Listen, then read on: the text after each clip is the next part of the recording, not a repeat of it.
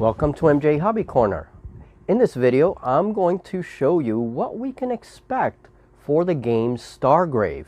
And this is from a free document on the Osprey resources page. Spoiler alert. For you guys that rather just experience, if you've pre-ordered the book and you rather just experience it for yourself, the element of surprise, this is a spoiler alert. So stop watching now because I will spoil that surprise for you. So I just want to make sure I say that before we continue. All right, so let's take a brief look at this document. Stargrave, Creating Characters. So a great war decimated many planets, followed by economic collapse and plague. Large pirate fleets with their own laws are popular in the universe. With this background, the game takes place, and it gives us the opportunity for probably making a lot of ruins and artifacts and everything else. So a very interesting background. So to assemble a crew, you have to ask yourself, is your crew going to be a remnant of a military unit, a group of nearly extinct aliens, a team of artifact experts going around hunting artifacts? So these are some of the choices that this chapter gives you in the crew creation paragraph that you see here. Next, you need a captain. And so again, you ask yourself, is he going to be human? Is he going to be alien? One of the most important things is that your captain will have a background, and this background will determine a lot of the powers that this captain will have. So you will get to choose from various backgrounds. Biomorph is one of them, cyborg is another, and these backgrounds have lists of stat modifications that you will be able to choose from, and also a list of core powers to round out your character. There will be a separate list with other powers, and these are just other powers that a player can choose for their captain, in addition to the core powers, but they will be a little bit harder to activate during the game. So choosing powers, they have an activation number, and this number, the lower the number, the better it will be.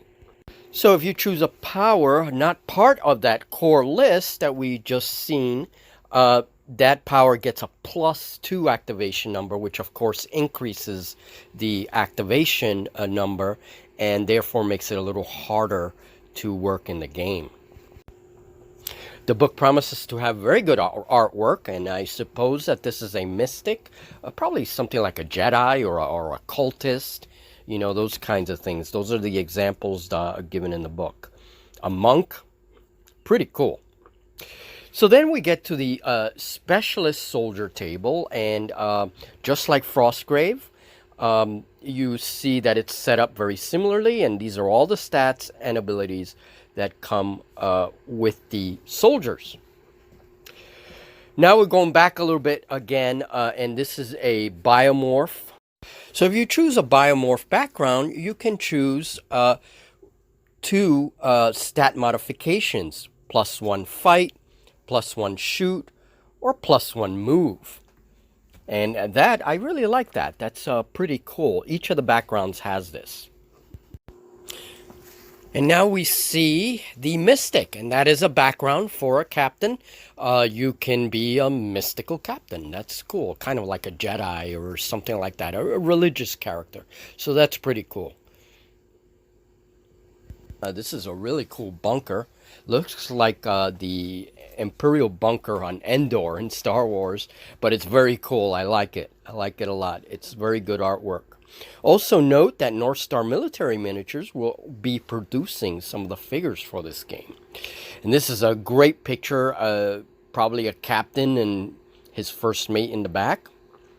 Again, a lot of good pictures for inspiration. That's always great in a rule book. And this is or perhaps you want to have a rogue captain. So this is another background, and rogues have +1 will, +1 health. You get to choose from those stat upgrades. So beneath the rogue is a Scionist. So a Scionist captain. That would be a cool background. And there will be another chapter. It's not in this document, but it will show the list of core powers, what they do. A Techer captain. That would be nice for like a crew of artifact hunting individuals. So kind of like a high-tech character. That would be his background. Or a veteran captain. Again, have the page on choosing powers. I already spoke about that, but that describes how you choose your powers and from what lists. There'll be another chapter with other powers. And then the major stat line, which is very much like Frostgrave. If you've played Frostgrave, you have no problem with this game. And you can see the core stats for the captain there. A starting captain will have move of 6, fight of 3, shoot of 2, and health 16 just to choose a few. You will be able to modify those starting stats with the stat modifications. And interesting, all captains start at level 15, and this will be explained in another chapter that's not with this document. So that's pretty cool. It's interesting. We'll have to see what that's about. Then, of course, there is a section on gear.